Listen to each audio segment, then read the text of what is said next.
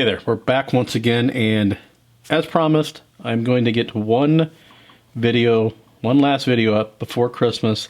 This will probably be the last one of the year, and we'll have a new video in 2023 after this. I have done one of these beach bombs on the channel once before, and I wasn't really pleased with it. This is made by Bright Vision. It's a repop. It's not an original, obviously. The original beach bombs fetch a pretty penny. So this is a repop. The last one we did, I think we painted it pink. I'll have to go back and look. But it didn't look bad. The casting's not bad. But the wheels and axles, or the actual axles, are really, really chintzy. I may replace these with some original red lines that I have a collection of. They may not look as new and pretty, but they will be much better suited. So I'm going to actually complete this restoration. Well, it's not a restoration. I'm going to complete this build, and we'll see what it looks like. You can see it's already polished. I mean, it's already got a high polish finish. It's not actually polished. It looks like it's been chromed. So not a lot of prep work. There are some imperfections in the actual casting, and I would say this is not a good thing, but this is kind of how the original Hot Wheels red lines were. They were not perfect. They were far from perfect. If you have an original red line, you'll know that there's spots all over the Spectraflame paint because of not necessarily the paint, but because of all the imperfections in the body. So I'm not going to worry about that. I'm just going to clean it really well. We do have to drill out for our screws, or if we're going to use rivets. And really, there's not a lot to it. We got to drill the holes, got to clean it, paint it. Need to figure out what color I'm going to paint it, and that's it. Assemble it. We will be using the wheels that they provide, but again, these axles I'm probably going to do away with. So we'll set all this aside. First thing we got to do is drill out these posts.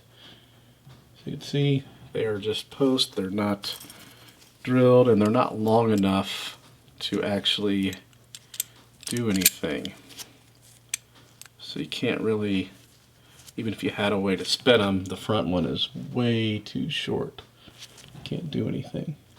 So yeah, so we're definitely going to have to use screws or Reproduction looking rivets. So let's go ahead and drill this out.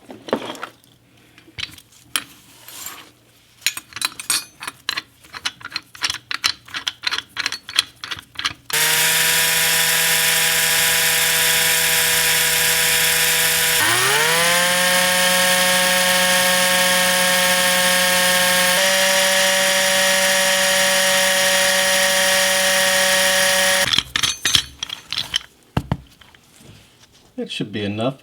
You notice I kind of take my time. I could probably do it in one swoop drill, but I want to make sure I'm going straight and I'm not going off track. So those are both drilled out. Now we're going to use screws. I'm not going to use Reproduction taps because I don't want, this may go on eBay, and I don't want anyone getting it thinking it's the real deal. That would be not good. So we're going to go ahead and tap this out. You can see how thin these are. It's very, very easy to get off track, and I've done it a time or two. You can see these are all different colors, all painted. I always put screws in the actual portion that I've tapped out, because that gives something for the helping hands to actually hold on to. So I just save those, and instead of painting new screws, we just paint the ones that are already painted. These Bright Vision castings are really, they're not very good. Yeah, I need to go deeper with both of those. But if you can see here, this is already split, and I drilled that really straight. Yeah, it's just split open. The metal is just, it's really cheap on these things. There's a lot to be desired. Okay, we've got these drilled out a little bit deeper. This rear one, I thought maybe it was my fault, even after I said it wasn't, but it's definitely not my fault. It's perfectly center. So we're going to just grind some of this off to get rid of that split section. Hopefully we'll be able to save this bad boy.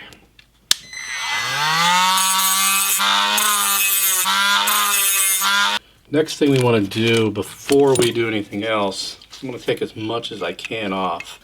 I'm going to do a little bit more drilling. I'm going to make sure we've got it honed out a little bit. We'll just make the hole a little bit bigger than it needs to be. That way we're taking off some of that pressure on the sides. We kind of finished this up off camera. There's no splitting. It's fine now. I want to say the first one, or the only other one that I actually got from Bright Vision and finished. You see that's from the factory. I think I used Reproduction rivets. I do not remember drilling it. I'll have to go back and check. So for now, we're going to go clean this up with some mineral spirits. Actually, we can do it right here. Just got to clean off this mess. And we're back. Just going to take a clean paper towel, soak it down, and start wiping.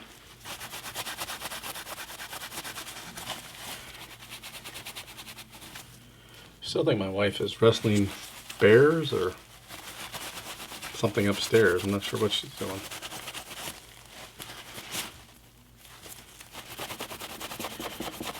Make sure you do this with gloves on. That's the whole point. If you get fingerprints, not noticeable fingerprints, but if you touch it with your fingers, you're going to get oils on there, which can show imperfections, but more importantly, paint will stick. Will not stick to it. So it may stick for a little while, but it will surely come off. Now I'm just drying it with a dry section of the paper towel. Now look at that. I mean, it's kind of all over, but it's really bad right there. This side's, well, it's a little better. And this is really not a dig on Bright Vision, because a lot of the original red lines were under the paint. They were like this, but I'm not sure if they were that bad. This is pretty bad. So this is not going to turn out great. I did have a few people comment on, I think it was the high raker not long ago, asking about what I attached to that to paint it. These are helping hands. I got these from Harbor Freight. They have them at Amazon as well. I think I have links on my Amazon affiliates. If not, I'll try to remember to put some of those in there. But we're going to let this dry, and then we're going to paint it. This is going to be a short one, ladies and gents. After we paint it, we just really have to assemble it. Not a whole lot to it. Had a little bit of trouble with deciding what color. I know I did the last one pink, but I think this one, we're going to go with olive. The reason why is, well, a couple reasons. I have a lot of olive, and I haven't used it in a while, and I think it might hide some of those imperfections. It's not going to hide them completely, but it may mask them a little bit. It is a darker color. I was going to go with antifreeze green. I think that would be phenomenal, but it would for sure show every single little imperfection. So yeah, that's where we're at. Go ahead and get some of this olive, mix it up. Now it's time to shoot. Before I get started, the fan in the booth here is pretty loud. You've probably heard it in the videos, but I'll give you a rundown of what I'm going to do. So I always kind of start at the bottom, get my just coats in the wheel wells and bumpers and all that, and then I work my way up or down. It depends. Usually I'll start on the top, work my way down, and the first coat is really light. It'll look like somebody just misted it with, you know, like a white paint almost. And then the second coat is medium, and then the third coat will be heavy, and then if we need a fourth coat, we'll do that. So, but you can kind of see it doesn't really have, it's got kind of like a haze on it now. That's the first coat. That's how light I put that first coat down. So we'll let that tack up for 5 minutes or so, 3 to 5 minutes, and then we'll spray the second coat.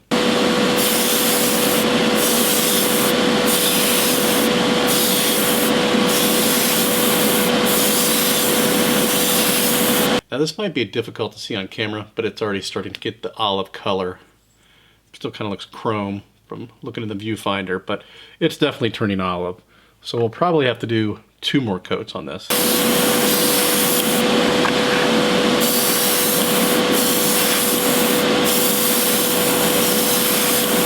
And here we are at 3 coats. You can definitely see the olive now. And you can also see those imperfections, which was to be expected, but it will hide it a little bit more than the antifreeze would. So we're going to let this dry for another 5 minutes, and then we'll put our final coat on.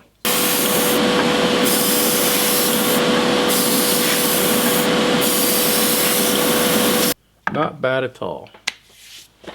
We'll see how she looks in the end. Oh, oops. Okay, the paint's all dry. It's actually a beautiful paint job. This olive turned out perfect.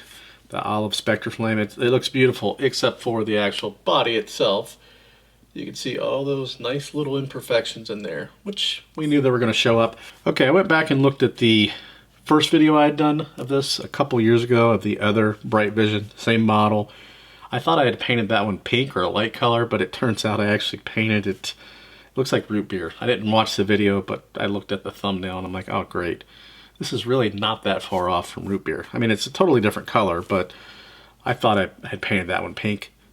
Kind of wish I would have painted this one pink now, but Spectraflame paint's not cheap, and I'm not going to strip it down because it actually does have a very nice paint job, just a crappy body.